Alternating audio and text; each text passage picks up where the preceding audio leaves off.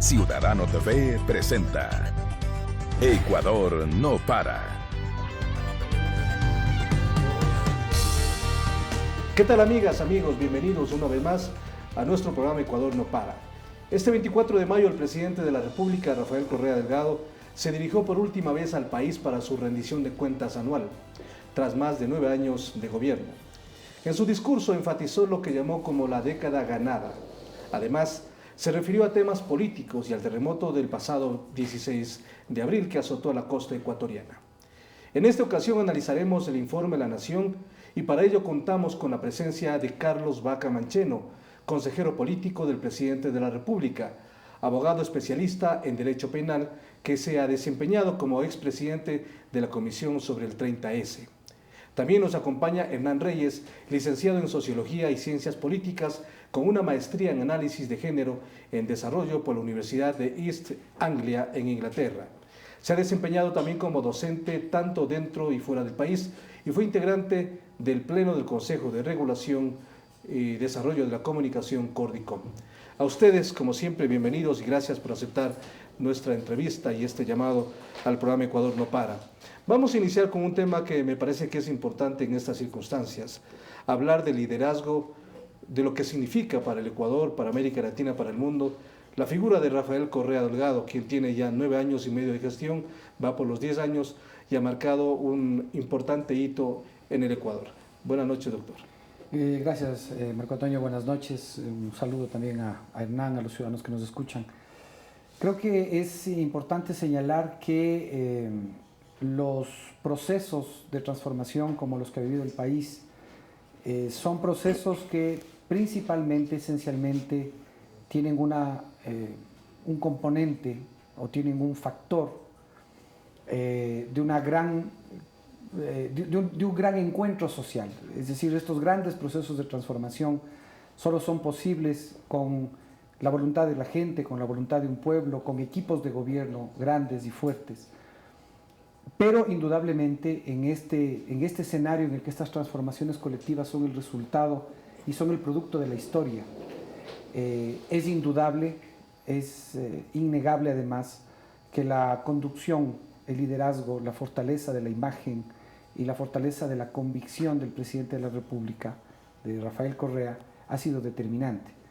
Y entre otras cosas, ha sido además determinante porque el país percibió y sigue percibiendo que él es un líder que no ha claudicado en sus convicciones. Pero también, doctor, se le acusó muchas veces de autoritarismo, de no escuchar las voces críticas y de hacer a rajatabla sus propuestas, sus puntos de vista. Mire, Marco Antonio, eso en realidad es una afirmación que se hace por parte de ciertos sectores y se dice que el país no ha tenido diálogo y que el presidente ha sido intemperante. Es el gobierno que más ha dialogado con los sectores de los trabajadores. Es el gobierno que más ha dialogado con los beneficiarios de la seguridad social. Es el gobierno que más ha dialogado con los sectores indígenas. Es el gobierno que más ha dialogado con las organizaciones sociales. Con los grupos tradicionalmente excluidos, los LGBTIs, con las trabajadoras del hogar, con las trabajadoras domésticas. Es decir, el proceso de diálogo que ha hecho el gobierno ha permitido sostener una gobernabilidad, indudablemente. Ahora, ¿qué es lo que le dicen? Le dicen que el gobierno no dialoga, porque lo que en realidad ha ocurrido es que el presidente tenía una convicción también de confrontar a ciertos poderes que preferían y siempre han buscado que el poder político se subordine a sus intereses y eso no lo han conseguido. Vamos a seguir revisando algunos elementos y algunas características del liderazgo del presidente, pero también es importante, doctor Reyes, conocer lo que ha significado la Revolución Ciudadana durante estos 9 años y más de gestión, es decir, el gobierno, el grupo que le acompaña al presidente de la República, los ministros, los diferentes niveles de responsabilidad de los funcionarios públicos. ¿Qué ha significado como movimiento político Alianza País y el gobierno de la Revolución Ciudadana para el Ecuador durante este tiempo? Bueno, gracias por la invitación. Un saludo, Carlos, Marco Antonio. Creo que no sería entendible el matiz que ha cobrado el último informe del presidente de la Nación si no se entiende un ciclo que no es un ciclo normal, llamémosle así, de gobernabilidad, un ciclo de 4 años de mandato, sino es un ciclo bastante inusual, es un ciclo de prácticamente 2,5 mandatos. Luego de un periodo de enorme inestabilidad política e institucional en el Ecuador. No nos olvidemos que inmediatamente después del derrocamiento de 3 presidentes y de un cisma enorme de todo el sistema político ecuatoriano, surge la propuesta de la Revolución Ciudadana, se enanca, llamémosle así, y se basa en lo que han sido demandas históricamente soslayadas y dejadas de lado de parte de la ciudadanía. Claro, si recuerda, me permite, doctor, el Ecuador tuvo en 10 años 7 presidentes. Así es. Ahora tendrá un presidente durante 10 años, este próximo 17 de enero. Exactamente, y desde ese punto de vista yo creo que, es inusual porque el país no había estado acostumbrado a escuchar un informe de rendición de cuentas de un presidente que haya estado tanto tiempo en el poder. Eso yo creo que revela varias cosas. En primer lugar, revela una estabilidad que el país requería, necesitaba y logró. Creo que es importante mencionar y enfatizar las 3 cosas. Segundo, yo creo que revela un acumulado histórico de casi 10 años, donde yo creo que ha habido una dirección que ha asumido el proyecto de la Revolución Ciudadana y que se ha mantenido. Y que ahora último, inclusive, luego de sufrir el país el infausto terremoto del 16 de abril y con todas las secuelas que esto tuvo, creo que de alguna manera revela la fortaleza del modelo puesto en práctica. Entonces yo creo que lo que hay o lo que hubo en el mensaje del presidente no es sino una ratificación de lo que ha sido la dirección que tomó la Revolución Ciudadana, básicamente alrededor de 3 temas. Uno, recuperando el Estado como el gran conductor, llamémosle así, de una sociedad que estaba zozobrando. 2, creo que cambiando radicalmente un modelo, en este caso el modelo neoliberal, que no es que no tenía Estado, se aprovechaba del Estado en beneficio más bien de sectores particulares en beneficio del capital únicamente. Y 3, una gran recuperación de lo que significa la política social en el Ecuador, que era un tema dejado de lado por muchos presidentes, claro, y que ahora más bien enfatiza vamos la acción del gobierno. Vamos a profundizar más este tema, pero antes quisiera que miremos algunos puntos de vista de sectores políticos y ciudadanos también. ¿Qué opinan del gobierno nacional después de estos 9 años y medio, después de este informe a la Nación que se dio esta semana en la Asamblea Nacional por parte del presidente Correa? Adelante. Ha sido un evento histórico, de hecho el último informe a la Nación por parte de nuestro presidente Rafael Correa. Evidentemente quiero hacer mías las palabras de él, es una década ganada. Lo que ha informado el presidente, ha informado de cambios, de transformaciones en nuestro país, lo que no ocurrió en los últimos 50 años. Al ecuatoriano le inyectó esas ganas, ese orgullo de sentirse ecuatoriano que ahora lo vemos reflejados en los derechos. Nosotros como Asamblea Nacional hemos hecho también una parte importante que es todo el marco constitucional y legal para que ese beneficio que antes era una política pública, que era salud, educación, ahora es un derecho y tiene que garantizarse por el largo del tiempo. Bueno, los esmeraldeños, los manavitas, sin duda alguna, las circunscripciones también que han sido afectadas, agradecemos esta muestra de solidaridad, esta acción que al haber sido golpeados, al haber sido azotados por un evento natural que nos ha rememorado muchos miedos, ha interrumpido nuestro desarrollo, nuestro programa de vida, también nos conforta, nos fortalece recibir el abrazo de la familia ecuatoriana y por supuesto de un gobierno nacional que elevó a política pública la solidaridad y que ciertamente sabemos, los manavitas, los esmeraldeños, que no estamos solos. Reconocido internacionalmente y a mí sí me duele porque hemos luchado con él, un hombre tan fuerte y tan débil a la vez también, por tanta maldad, tanta crueldad de la prensa, de la gente opositora que ha querido minar su prestigio, pero creo que no lo ha logrado, pero lo ha lastimado y está de pie. Y nosotros como ciudadanos tenemos que ser más gratos y seguir con este legado con más fuerza y seguir construyendo con más rebeldía en sí, porque no nos vamos a dejar arrebatar todo lo que hemos construido. Doctor, hay el criterio también de algunos sectores políticos, no solo de Ecuador, sino de América Latina, de que están hablando del fin de un ciclo, el ciclo de los gobiernos progresistas, estos gobiernos que han dado sin lugar a dudas otra dinámica social a los pueblos de América Latina. Y hay ejemplos, lo que ha sucedido en algunos países como Argentina, como está sucediendo en Brasil, en Venezuela, en Bolivia, entre otros países. ¿Cuál es su criterio respecto al fin de un ciclo de un gobierno de tendencia de izquierda popular como el gobierno del presidente Correa en esta oportunidad? Partamos del criterio de que el ciclo no tiene por qué cerrarse. Es decir, este ciclo liderado por el presidente Rafael Correa está en su último año de gobierno. Pero el proceso de revolución ciudadana no tiene por qué cerrarse. Porque va a ser muy difícil, es muy difícil, que después de haberse transformado el país ponga en riesgo lo que ya se ha alcanzado. Y sí es verdad que hay algunas comparaciones respecto a lo que ha ocurrido en Argentina, en Brasil, etc. Pero cada país tiene sus propias particularidades. Venezuela no estaba gobernada por Rafael Correa. Brasil no estaba gobernado por Rafael Correa. Argentina no estaba gobernada por Rafael Correa. Ecuador está gobernado por Rafael Correa. Es decir, la figura, no la tendencia o no el... Es que el presidente representa esa tendencia. El presidente es el líder que conduce este proceso de transformación. Él es el que conduce toda esta voluntad de cambio del pueblo y del país. Entonces ahí hay que hacer también matices y diferencias.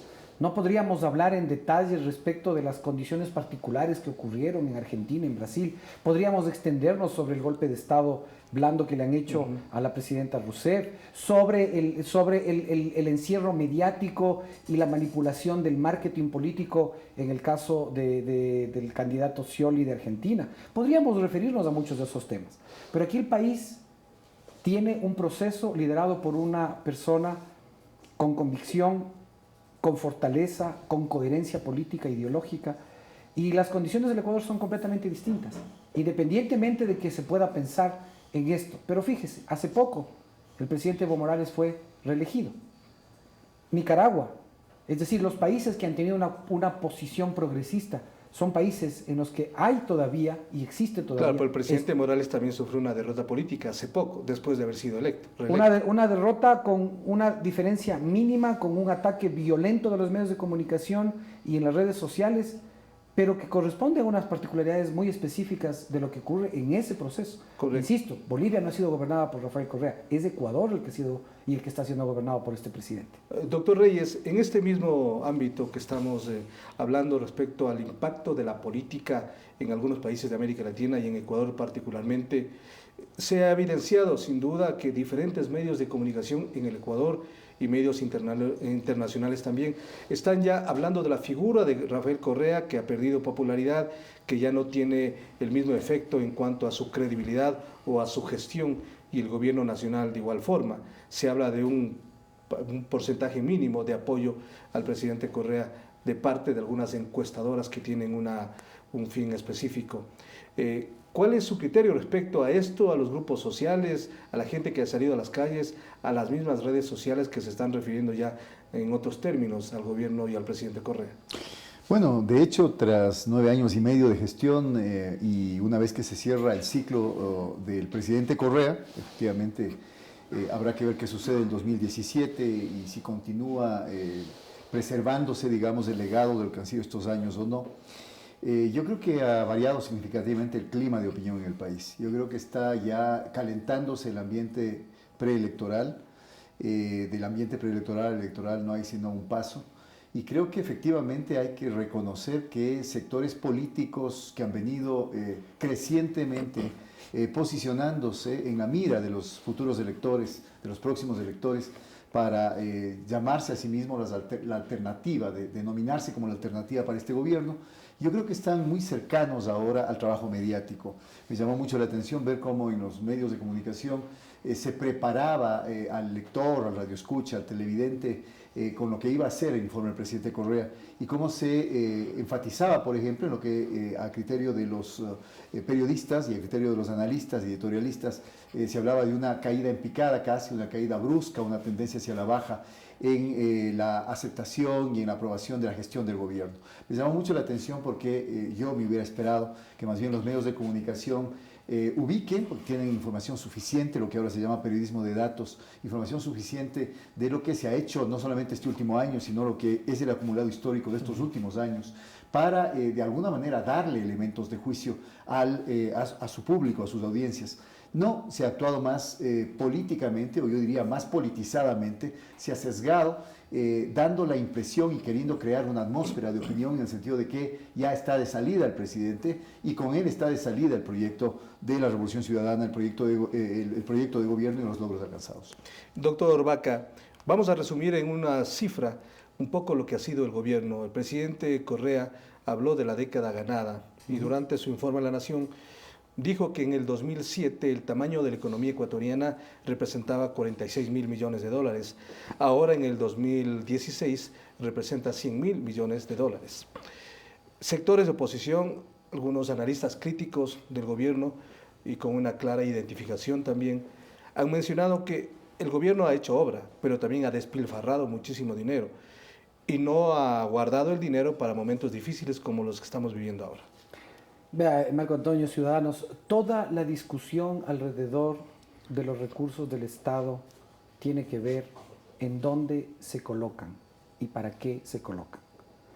La discusión que nos plantea la oposición, sobre el aparente o supuesto derroche, es en el fondo cuestionar cómo y de qué forma se han invertido los recursos en beneficio de las grandes mayorías. Cuando yo no escuché, nunca leí, nunca vi un titular en la que se haya hablado de la palabra derroche cuando se le entregaron a los banqueros 8.000 millones de dólares de los ahorros de los ancianos, de los jubilados, de los profesores, de las amas de casa, de los ciudadanos comunes, de los comerciantes. Nunca. Nunca un medio de comunicación, ni los que hoy son opositores al gobierno, nunca dijeron que eso era un derroche, porque eso beneficiaba sus intereses. Nunca escuché que era un derroche el destinar los recursos petroleros y los excedentes de los recursos petroleros para pagar a los tenedores de la deuda. Que el país averigüe de quiénes eran los tenedores de la deuda. Que el país vea quiénes eran los tenedores de la deuda. Famosos, banqueros, tiburones de agua bendita, que vayan y averigüen. Pero es cierto, ¿no?, que hay dificultades económicas y que no Pero se podrían hacer frente. Es innegable, Marco Antonio, por la falta de recursos. Es innegable que hay un golpe externo muy importante con el tema del precio del petróleo y con el tema de la apreciación del dólar. Es innegable. Pero una cosa es que haya un golpe externo y otra cosa es que se cuestione, y así lo dijo el propio presidente en el informe de la Nación y me parece que también el vicepresidente, que es injusto y además absolutamente antiético juzgar a un proceso de 10 años por lo que ha pasado en el último año o en el último año y medio. ¿En dónde querían los banqueros que esté la plata? Los banqueros no querían escuelas del milenio, los banqueros no querían salud, los banqueros no querían hospitales, los banqueros no querían carreteras, los banqueros no querían hidroeléctricas. Porque si no habían hidroeléctricas en el país, no nos acordamos que todos los ciudadanos teníamos 6 horas diarias de razonamiento en la época de estiaje.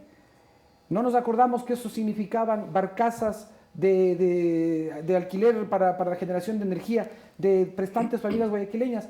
En el fondo, Marco Antonio, la discusión no es si existió o no existió derroche. En el fondo, la discusión es que ellos habrían querido utilizar ese dinero de otra manera, para otros beneficios y para otros intereses. Y como la opción fue la gente más pobre, como la opción fue sacar al país adelante, fue desarrollarlo, darle oportunidades, darle infraestructura, darle educación, darle salud. Eso es lo que les molesta. Les molesta que la gente tenga acceso a esos derechos, En no ese al uso mismo- del recurso. En ese mismo informe a la Nación se presentaron algunos indicadores, algunos datos macroeconómicos que son muy importantes y que vale la pena puntualizarlos para analizar. Efectivamente, el destino de los recursos es la parte fundamental y lo que determina la opción que tenga un gobierno o con la gente o con los empresarios, entre otras cosas. El destino de los recursos, se habla de que el 50% de los recursos que ha destinado el gobierno es para servicios públicos básicos, y aquí estamos hablando sin duda de la gran obra social que ha tenido, 84.000 millones de dólares, que es lo que se ha invertido o se ha destinado estos recursos para allá. ¿Cuál es el resultado entonces que se ha dado, que ha tenido el país en estos 10 años con esta importante gestión de recursos para estos sectores? Bueno, básicamente hay dos efectos de la inversión, porque hay dos tipos de inversión distintas. Hay una inversión destinada, por ejemplo, a obras de infraestructura, a grandes obras de infraestructura. Los efectos de esa inversión van a ser a plazo inmediato y a mediano plazo y obviamente a largo plazo ahorros significativos para el país de servicios, por ejemplo, que antes tenía que contratar o tenía que comprar externamente. Creo que eso es importante. El sector energético, por ejemplo, es uno de los sectores donde más se ha invertido y donde más el país ahorrará hacia futuro. Pero existe otra inversión que desde mi punto de vista es lo que caracteriza y marca quizá la gestión del gobierno, que es la inversión social. La inversión social en temas como educación, como salud, como seguridad social, como ambiente también, como generación de creatividad, de conocimiento, creo que nos lleva a lo que ha sido el núcleo de la política del gobierno. Privilegiar a la persona, privilegiar al ser humano. Y creo que el presidente, si bien es cierto, la propia secretaria de Semplades hizo un recuento ya más técnico y más preciso de lo que significa la política social del gobierno, yo particularmente habría querido que el propio presidente, porque fue muy didáctico cuando él explicó precisamente el manejo económico que ha hecho este gobierno, también haga una alusión mucho más precisa de lo que fue la inversión social y de lo que es más allá de lo que ahora tiene para poder enfrentar este contingente del desastre natural, de lo que tiene el país invertido en su gente, invertido en aquellos que precisamente yo creo que una serie de gobiernos dejaron de lado por pagar deuda externa, por ponerse al día con organismos internacionales, por privilegiar lo que llaman inversión en sectores productivos o para los sectores productivos mejor, y que este gobierno ha sido clarísimo en decir no, nosotros invertimos este grueso volumen de recursos del Estado, pero en las personas, en aquellas personas que no se las puede nombrar a todas, son anónimas, pero que están todos los días yendo a los servicios de salud, todos los días están de alguna manera recibiendo los beneficios de un sistema educativo que ha mejorado muchísimo, de un sistema de seguridad que les brinda ya un piso que antes no tenían. Muy bien, vamos a hacer una pausa en este momento. Volveremos más adelante para analizar la situación económica, los indicadores, el crecimiento que ha tenido el país y sin duda las dificultades que se vieron especialmente en el último año por algunas circunstancias internas y también externas. Enseguida regresamos con ustedes. Esto es Ecuador no para.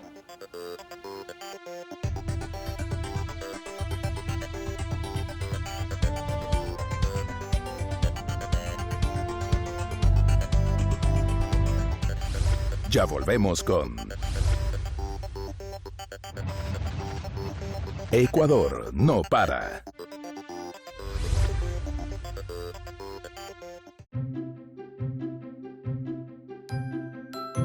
La belleza del Ecuador no está solo en sus monumentos,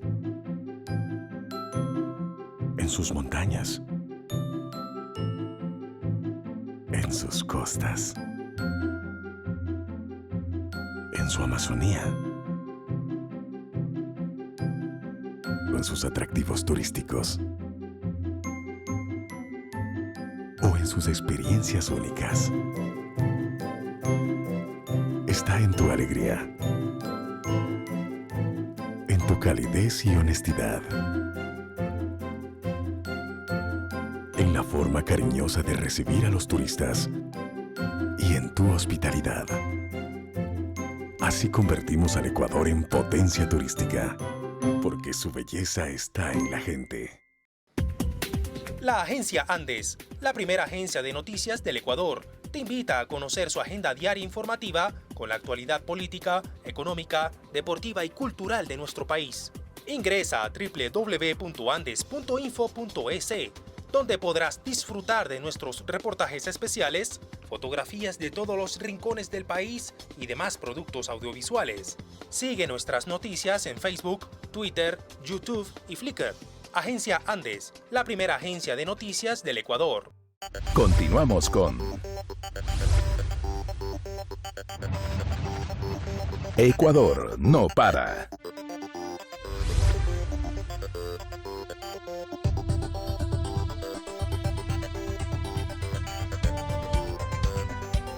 Continuamos, esto es Ecuador no para, estamos analizando lo que fue el último informe a la Nación del Presidente de la República, lo que ha significado, lo que significa todavía para el país estos 10 años de gestión, lo que dice el gobierno, la década ganada, y también sin duda lo que va a venir más adelante con esta pre-campaña y con la campaña electoral que vamos a vivir los ecuatorianos en los próximos meses. Doctor Vaca, en el término económico, sin duda usted lo ha dicho, un poco recogiendo las palabras del presidente y vicepresidente, que es injusto que a este gobierno se le comience a determinar su acción o su gestión de acuerdo a lo que ha pasado en el último año y medio. Es decir, estamos hablando de shocks externos fuertes. El Estado ecuatoriano dejó de percibir 7.000 millones de dólares por la baja del precio del petróleo, la apreciación del dólar, entre otros elementos externos. Y a nivel interno, sin duda, el terremoto en la costa ecuatoriana, que según los cálculos del presidente, bajo cálculos de ojo de buen cubero, como él lo dijo, 3.000 millones de dólares. ¿Cómo analiza usted el comportamiento de la economía, este nivel de crecimiento que tuvo y la dificultad que está viviendo ahora el gobierno y el país en general? Con un par de criterios, creo que en eso el presidente, como lo dijo Hernán, tuvo una enorme capacidad didáctica de explicar todo el contexto, pero yo agregaría un par de temas que a mí me parece que son importantes. Lo primero es que el país tiene en este momento sentadas las bases para desarrollar una economía que cada vez esté en capacidad de depender menos del sector estatal, porque ha generado los elementos de la infraestructura para una inversión privada, tanto nacional como extranjera, que le van a permitir sostener el reconocimiento de los derechos, que es la parte fundamental del trabajo del Estado, en salud, en educación, en vialidad, en obra pública, etc. Entonces, es fundamental saber que si usted tiene que construir una casa, usted no empieza poniéndole el techo a la casa, usted comienza haciendo los cimientos, poniendo las columnas, armando las paredes, y después pone el techo. Y cuando ya la casa está armada, usted le hace bonita, le enluce, le pinta, le decora. En este momento, lo que se ha hecho en estos 10 años, el primer tema que es muy importante rescatar, es que se han sentado las bases y se ha construido la casa y se le ha puesto ya el primer techo, y ya está en este momento el país en condiciones de tener una enorme capacidad económica de reacción y de sostenimiento de los derechos, primero. Y segundo, creo que también es hora de pensar y hacer un llamado a la empresa privada, al empresario, al emprendedor. Porque sí resulta extraño, Marco Antonio, que mientras se habla del modelo correísta, y lo dicen despectivamente, el modelo correísta, el modelo estatista, sí es preocupante, Marco Antonio, que hayan personas que incluso aspiran a ser candidatos presidenciales y otros que incluso son alcaldes o dirigentes políticos, tengan sus patrimonios y su plata fuera del país. Sería muy bueno que no solamente se pongan la camiseta del Ecuador para ver los partidos de la selección, sino que se pongan la camiseta del país en el día a día, que paguen impuestos, que den salarios dignos a sus trabajadores, que traigan su plata y que la inviertan en el Ecuador. Bueno, esa práctica no solamente ha pasado en los últimos años, sino hace muchísimos años. Es decir, que ciertos grupos de poder político y económico han tenido sus recursos fuera del país por diversas circunstancias. Pero más allá de eso, doctor Reyes, efectivamente el gobierno, el Estado, en este caso representado por el gobierno, ha invertido muchísimos recursos en diferentes obras, muchísima inversión social. El punto es si esa inversión social será lo suficientemente sólida para mantenerla para los próximos años, o inevitablemente, como el mismo gobierno ha reconocido, debe existir ya el punto de vista y el aporte del sector privado para consolidar ciertos logros sociales incluso y para sostenerlos en los próximos años. Bueno, lo que pasa es que la inversión social no rinde frutos inmediatamente en todos los casos. Cuando se hace inversión en salud es evidente, y que es lo que ha pasado en este gobierno, que lo que pasa es que se incrementan sustantivamente la demanda de esos servicios mejorados y ampliados. Es lo que ha pasado en el sector salud, que lo cual a su vez puede generar inclusive un problema al gobierno al gobierno que hace eso, cuando la demanda rebasa precisamente, por más que haya habido una inversión cuantiosa, rebasa las posibilidades que se tiene para seguir invirtiendo y manteniendo, porque acordémonos que la inversión implica mantenimiento. Y hay sectores como el educativo, el sector de la salud, donde el mantenimiento ciertamente resulta caro. Pero por otro lado, esto implica también obligaciones a futuro. Me parece que hay una conciencia ciudadana de que no se puede perder lo que se ha ganado. Creo que la inversión social también produce un impacto de tipo sociocultural.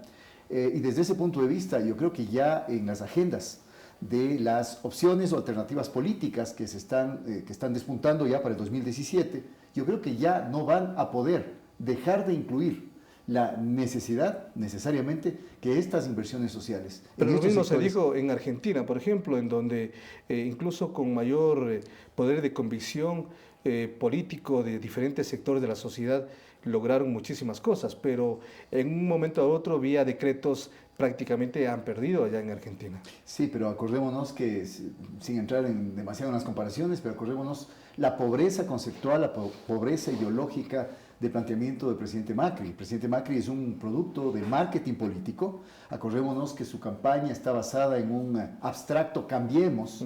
Nadie entendía bien qué cambiemos. Enfatizó simplemente que había un desgaste, un cansancio con el gobierno kirchnerista y se cambió. Precisamente una alerta más para que los ecuatorianos, frente a lo que van a hacer esos planes de gobierno y esas agendas políticas de las propuestas o alternativas que vayan a venir de la derecha fundamentalmente, se fijen a que estén incluidos precisamente la preservación y el mantenimiento de estos logros sociales. Y yo creo que ninguna persona en uso de sus facultades va a votar, digamos, por alguien que venga y le diga en su cara que va a eliminar o va a disminuir servicios sociales. Y por eso mismo creo yo que hay que distinguir lo que es el doble discurso en la política. Yo creo que en el Ecuador la seriedad con que el gobierno ha afrontado este tema y la claridad con que ha dejado colocado en la agenda de los ecuatorianos este tema, salvando, digamos, la agenda informativa de los grandes medios privados que efectivamente no quieren visibilizar este tema, yo creo que implica una obligación hacia futuro y creo que marca precisamente el antes y el después del gobierno del presidente Correa. Miremos algunos puntos de vista del presidente Correa en el informe de la Nación cuando se refería justamente a la inversión, al ahorro público como puntales en el manejo económico de su gobierno. Adelante. Y hemos sido los campeones en inversión pública a nivel regional y probablemente mundial. Ustedes pueden ver en la diapositiva, y son cuentas nacionales, los promedios de ahorro nacional. Ante nuestro gobierno 5.9%, durante nuestro gobierno 9.7%. Pero hay gente que ni lee esto, y economistas supuestamente profesionales, y dicen cualquier barbaridad. 3.600 millones aproximadamente de ahorro anual gracias a las nuevas inversiones. Demostrando una vez más el principio de que no hay mejor ahorro que una buena inversión. Si me ponen por favor de nuevo la lista de ahorros, sector justicia, con todas las reformas que hemos hecho, con las videoconferencias, etcétera, estamos ahorrando 138 millones anuales. Sector hídrico, con control de inundaciones, 247. Con la refinería Esmeralda, mejor que nueva, 371. Con compras públicas transparentes, antes era 25% más alto del precio referencial todo concurso, ahora es 25% más bajo, 334 millones. Con sector eléctrico, reducción de combustible, ¿no? Y reducción de pérdidas eléctricas, y reducción de combustible por las nuevas hidroeléctricas, 1.200 millones, y por las nuevas carreteras, menor tiempo, menos combustible, menos accidentabilidad, 1.300 millones. Por primera vez en la historia, un presidente economista no se basó en ineficientes y hasta deshonestos fideicomisos de nuestro petróleo, sino en la eficiencia en la gestión de los recursos públicos, eliminando cuentas dispersas, ociosas y muchas veces poco transparentes. Después de esta presentación del presidente Correa, cuando habla específicamente sobre la inversión que ha tenido y sobre todo el ahorro que ha significado esa misma inversión para el futuro, presente y futuro del país, también hay otros criterios de otros sectores de la economía que hablan de que el país se ha endeudado demasiado, o sea, hipotecado, por ejemplo, con China, que ha invertido muchísimo y que ha prestado mucho dinero al Ecuador y que viene a significar uno de los países más endeudados de la región. Bueno, el tema fue también aclarado por el presidente, por el propio presidente en el informe de la Nación. Primero, el porcentaje, la relación de la deuda con el Producto Interno Bruto, que es, por ponerlo de alguna forma, la capacidad de endeudamiento del país, está por debajo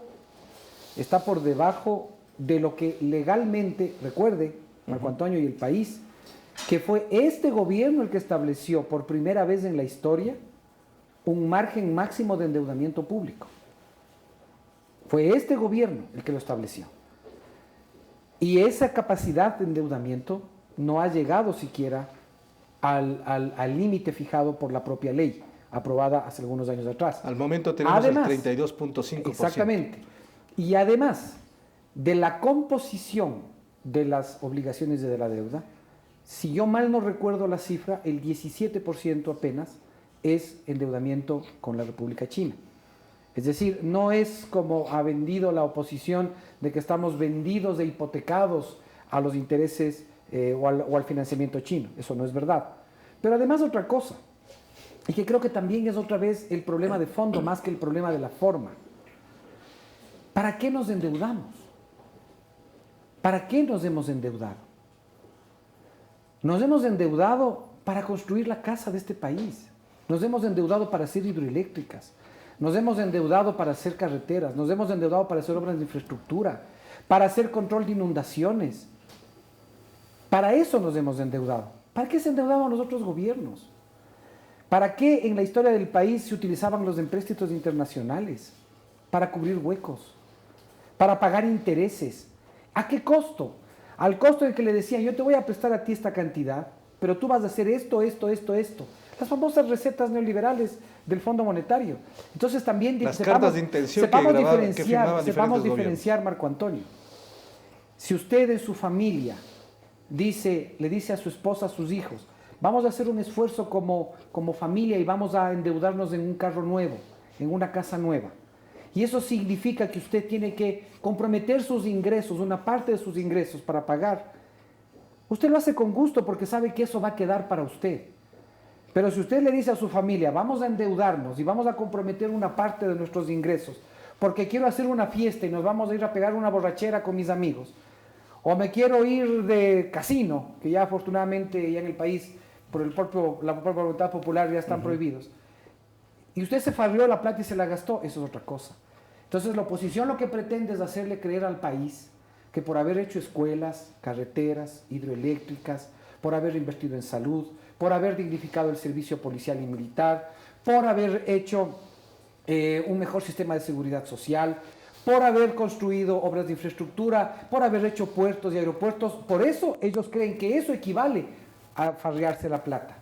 Ese es el error, el engaño al que le quieren someter al país. Ahora, doctor Reyes, ¿cuál es su punto de vista respecto a lo que ha significado la estrategia del gobierno para enfrentar esta difícil coyuntura económica que estamos viviendo y que se traduce también en coyuntura social y política, sin lugar a dudas, que es el resultado inclusive del propio manejo económico del gobierno? Ya desde una mirada panorámica, yo me atrevería a decir que este gobierno ha tenido en los 9 años y medio dos grandes momentos críticos. El primero fue el 30S, cuya criticidad tuvo que ver fundamentalmente con un intento de desestabilización, no solamente del gobierno, sino de la propia democracia.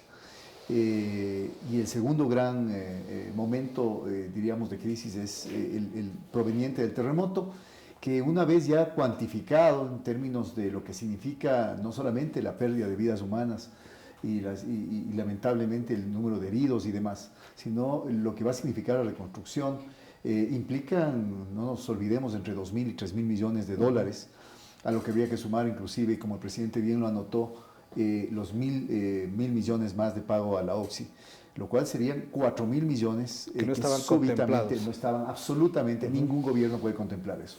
Pues a mí me parece que frente a estos eventos tan dramáticos, a un gobierno se lo conoce también, o sea, un gobierno se lo conoce en las buenas y en las malas. A este gobierno se lo ha conocido en las buenas, cuando ha atendido recursos, y hemos hablado ya ampliamente acá de cuál ha sido el destino de la inversión de estos recursos y cuáles son los efectos inmediatos y algunos a mediano y largo plazo que van a tener esas inversiones hechas desde el Estado. Pero frente al desastre natural de abril pasado, creo que el gobierno actuó de una manera, yo diría, inmediata. Creo que el gobierno nuevamente, y creo que el propio presidente Correa dio cuenta de eso, de que en este país son necesarios liderazgos fuertes. Cuando yo digo liderazgos fuertes, no estoy en absoluto autoritarios, hablando de liderazgos autoritarios, liderazgos fuertes, liderazgos decididos. Hay que poner en funcionamiento una gran maquinaria de coordinación interinstitucional, claro, y eso es lo que se ha hecho. Y de eso hablaremos en el siguiente bloque, porque vamos a hacer este momento una pausa y nos quedaremos en el siguiente bloque con dos temas esenciales. El uno, el llamado que hizo el presidente de la República, esta convocatoria que ha hecho a los diferentes sectores políticos a recuperar justamente la decencia política. El segundo, sin duda, esta tarea que tenemos todos los ecuatorianos en la reconstrucción de la costa después del terremoto que devastó básicamente a Manabí, el sur de Esmeraldas y otros sectores. Enseguida regresaremos con ustedes en este bloque adicional aquí en Ecuador No Para.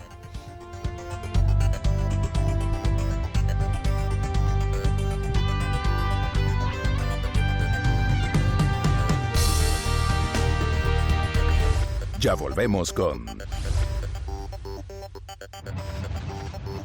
Ecuador No Para.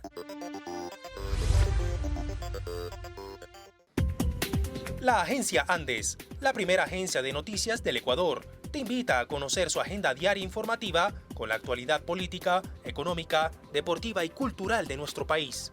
Ingresa a www.andes.info.es. La belleza del Ecuador no está solo en sus monumentos, en sus montañas, en sus costas, en su Amazonía,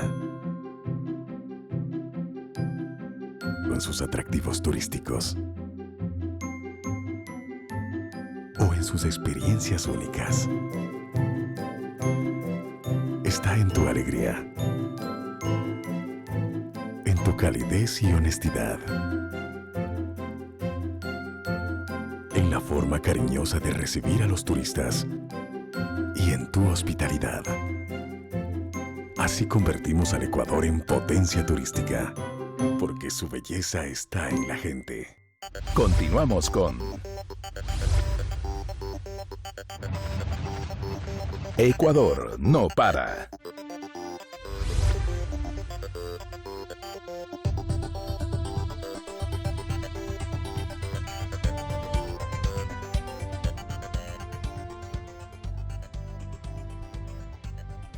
Económico, social, de lo que fue el último informe a la Nación del presidente de la República, las perspectivas justamente que tiene el país para los próximos meses y años. Y sin duda vamos a referirnos ahora a esta convocatoria, este llamado que hizo el presidente de la República a un pacto político para que los ecuatorianos voten con quienes o por quienes realmente merecen su voto. Veamos esta parte de su discurso de esta semana en la Asamblea Nacional y luego nos referiremos a este punto con nuestros invitados en esta oportunidad. Adelante. Trabajamos con el empresariado extranjero mejor que con ciertos grupos nacionales que tienen lobby, prensa, partidos políticos para ejercer presión en función de su codicia. Es ahora o nunca que nos libramos del perpetuo chantaje del gran capital. Es ahora o nunca que nos libramos del imperio del capital. Saldremos adelante sin ellos y su dinero. Muchas gracias a los verdaderos empresarios que confían en su país. ¡Cuánta doble moral de aquellos que hablan de desarrollo nacional e inversión privada! Hacen dinero con el sudor de sus trabajadores y con nuestros recursos sociales y luego esconden sus capitales fuera de nuestras fronteras en sospechosas empresas de papel o en bancos virtuales. Propongo un pacto ético a la República. Vamos a ver quién es quién. Propongo un pacto ético a la República. Que todos rechacemos a los candidatos que tienen sus capitales en paraísos fiscales.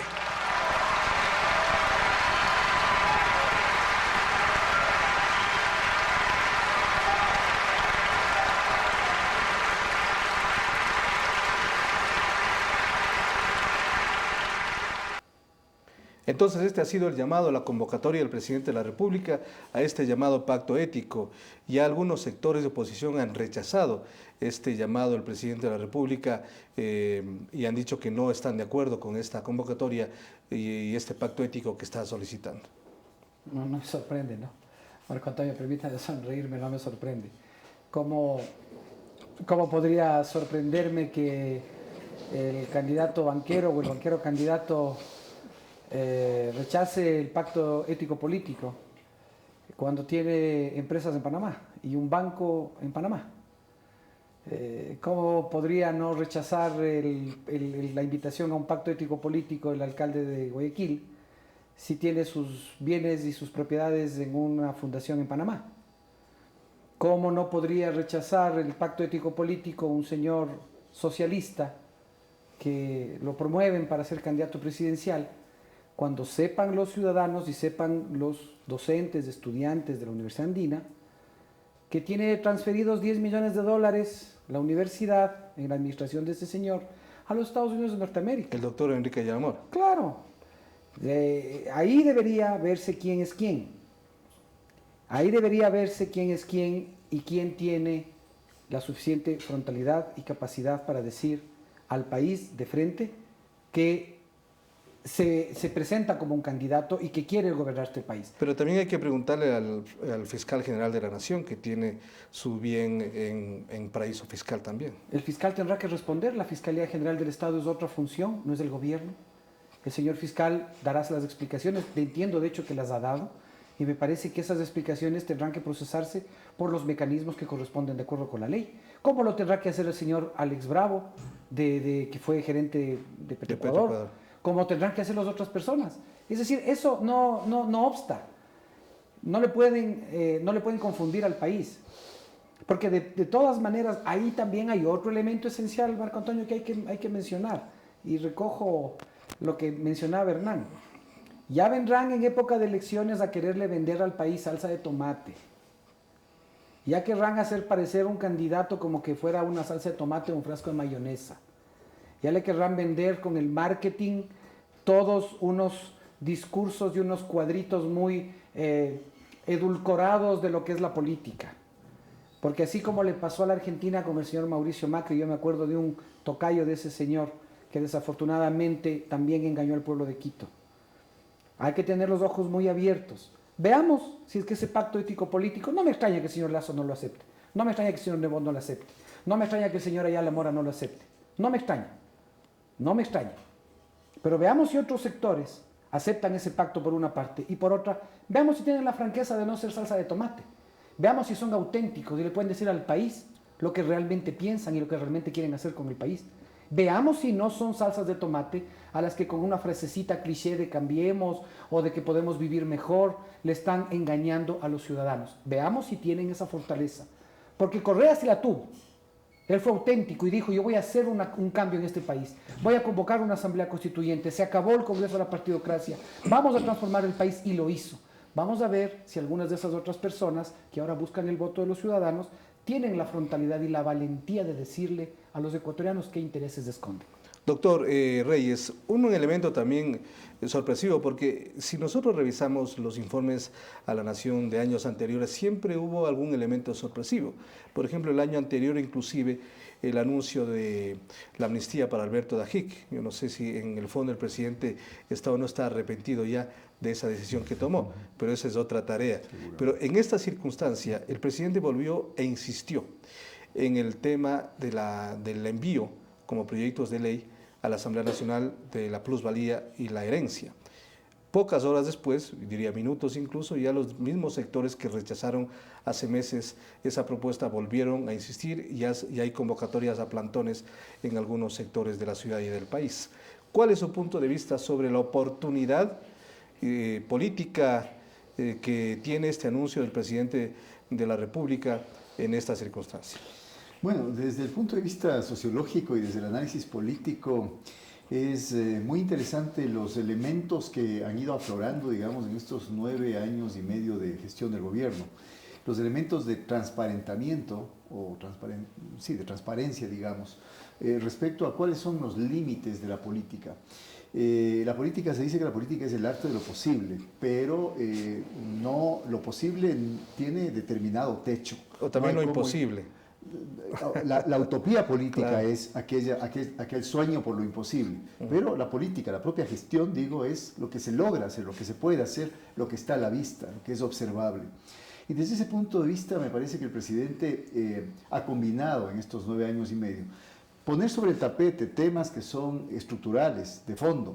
Esto de los Panama Papers, por ejemplo, yo creo que, y junto con el anuncio del presidente de este rechazo a aquellos candidatos que estén de alguna manera también metidos en este problema, yo creo que revela un tema de fondo del capitalismo como tal. Cómo puede haber un doble discurso de quienes de alguna manera plantean que se presentan a la política en aras del interés colectivo para servir y en definitiva tienen o han sacado provecho de la política y quizá del Estado en otros gobiernos para poder acumular. Y el segundo aspecto, yo creo que el presidente, este pragmatismo llega a estar acompañado de una notable terquedad o tosudez. Creo que el presidente, con este reenvío de los 2 proyectos que, acordémonos, generaron efectivamente una reacción virulenta en el año pasado, cuando fueron primeramente colocados. Hace un año, justamente. Hace un año, exactamente.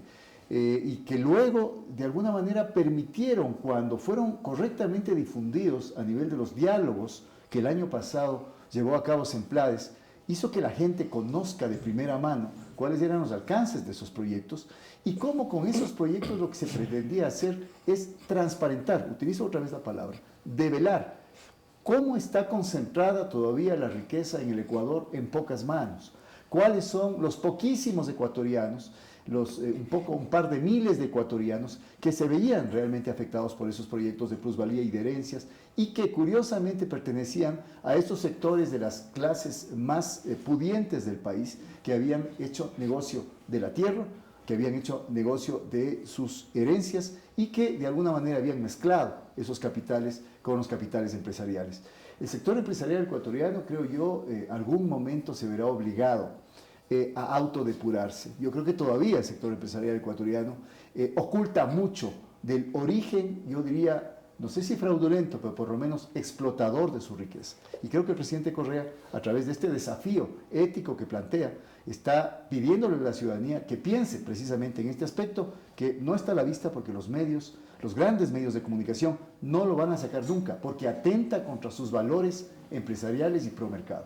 Ahora, sin duda, doctor Vaca, el timing político y el tiempo de antes, hace un año, con el de hoy, es ya muy diferente. Estamos hablando de un gobierno que termina, o un presidente más bien, que termina su gestión en un año, que ya no va a continuar, pero estamos hablando también de un sector político, económico, que no sé si va a poner todo su esfuerzo en desvirtuar todo lo que está sucediendo, porque estamos hablando también del tema de impuestos, entre otros elementos, o se va a concentrar simplemente en la campaña electoral con miras a ganar la presidencia o la Asamblea Nacional. A ver, efectivamente el tiempo político se modificó, pero no solo para la coyuntura, sino creo que se modificó sustancialmente para los próximos años, con el tema del terremoto que sufrimos los ecuatorianos el 16 de abril y que golpeó principalmente Manabí y el sur de Esmeraldas.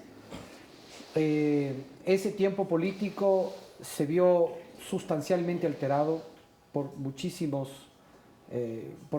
razones, desde el estado de ánimo hasta la misma necesidad de ayudar a nuestros hermanos que estaban en desgracia, por la movilización social que hubo alrededor de la solidaridad, todo esto permeado, conducido a través de una reacción estatal eficiente, rápida, ágil.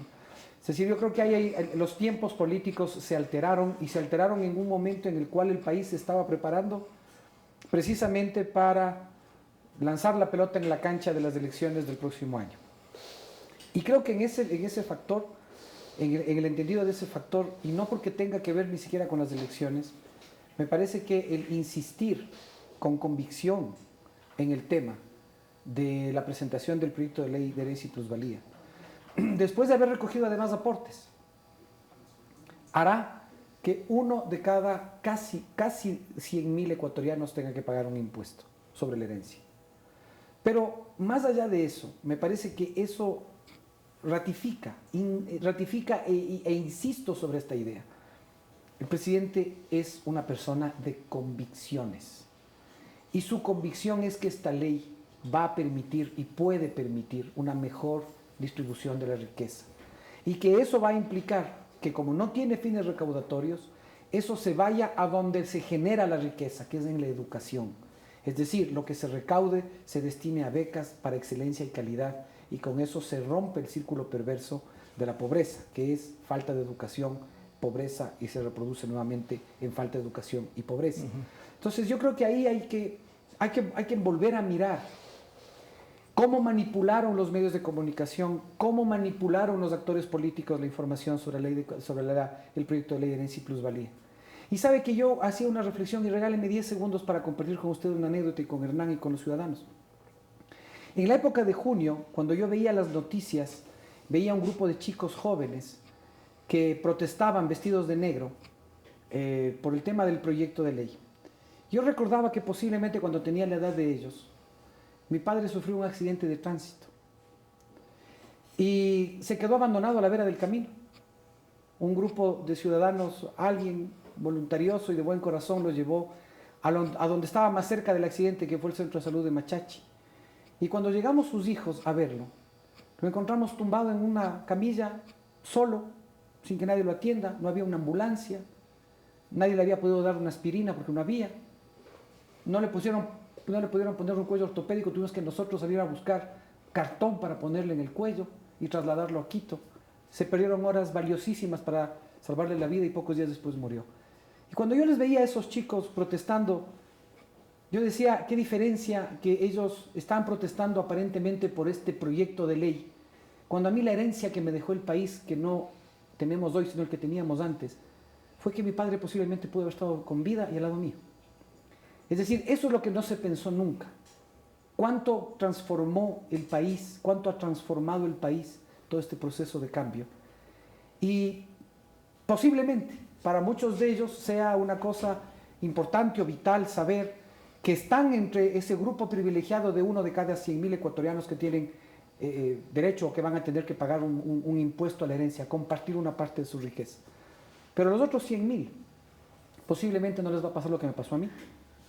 A esos otros 100.000 posiblemente les va a llegar una ambulancia, les van a dar una medicina, van a tener una escuela, van a tener por dónde transitar en una carretera segura. Esa es la diferencia entre ese avance, ese ataque y la realidad.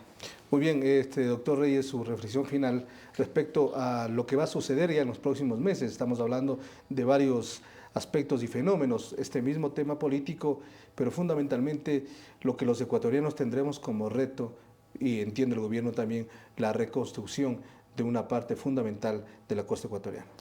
Bueno, yo no tengo duda que la gestión frente al desastre natural del gobierno va a ser la más adecuada en las actuales circunstancias y con los actuales recursos. No me queda duda de aquello. Yo me temo más que uno de los aspectos quizá más paradójicos de este proceso de revolución ciudadana ha sido el de no haber logrado quizá construir o modificar sustancialmente la cultura política de los ecuatorianos. A mí me asusta que los medios de comunicación que siguen actuando, yo diría, e inclusive envalentonados ahora último, en este último periodo de gobierno, van a seguir difundiendo ideas, yo diría, bastante erráticas y tremendamente interesadas y sesgadas sobre una serie de temas. Y me parece que quizá haciendo una mirada crítica también a lo que ha sido este proceso, que es importante hacerlo para poder hacer correcciones y rectificaciones, debe este gobierno aprovechar todo lo que esté en su mano para poder generar esta cultura ciudadana que reconozca los avances, que permita construir una predisposición de la gente a salvaguardar lo logrado ahora, no solo en términos económicos, sino también en términos políticos y sobre todo en términos sociales, y no dejarse engañar. A mí me parece que entre las 10 revoluciones que citó el presidente Correa, una quedó pendiente, como gran interrogante, que es la revolución cultural. A mí me parece que la revolución cultural implica también esta modificación en la conciencia de la gente para valorar lo que se ha avanzado y de alguna manera también para enfrentar con otra mirada, con otra conciencia lo que van a ser las elecciones de 2017, que no son elecciones cualquiera. Yo creo que se van a enfrentar ahí dos grandes proyectos, la posibilidad de seguir avanzando en esta misma senda, y de corregir los errores que efectivamente tiene, como cualquier gobierno, ningún gobierno es perfecto, o por el contrario, de hacer una apuesta absolutamente riesgosa por quizá una cara nueva, quizá un plan de marketing más colorido, quizá por alguna llamada a cambiar todo lo que tenemos, alguna propuesta mesiánica, etcétera, etcétera. Yo creo que los ecuatorianos deberemos, a propósito de este último mensaje del presidente Correa, este último informe de la Nación, considerar de manera seria, de manera meditada, de manera, yo diría, objetiva, todo lo que tenemos entre manos, todo lo que se ha construido en el país este tiempo, y por supuesto presionar para que aquello donde no se ha avanzado o se ha avanzado poco, se avance de manera sustantiva. Muy bien, doctores, muchas gracias por su presencia en esta oportunidad. Y a ustedes, como siempre, gracias también por atender este espacio, que es un espacio de reflexión, de análisis sobre temas que interesan a los ecuatorianos. A raíz justamente del último informe de la Nación del presidente de la República, nos queda varios retos a los ecuatorianos que debemos continuar y que debemos trabajar. Gracias por su atención. Hasta una próxima oportunidad y felicidades.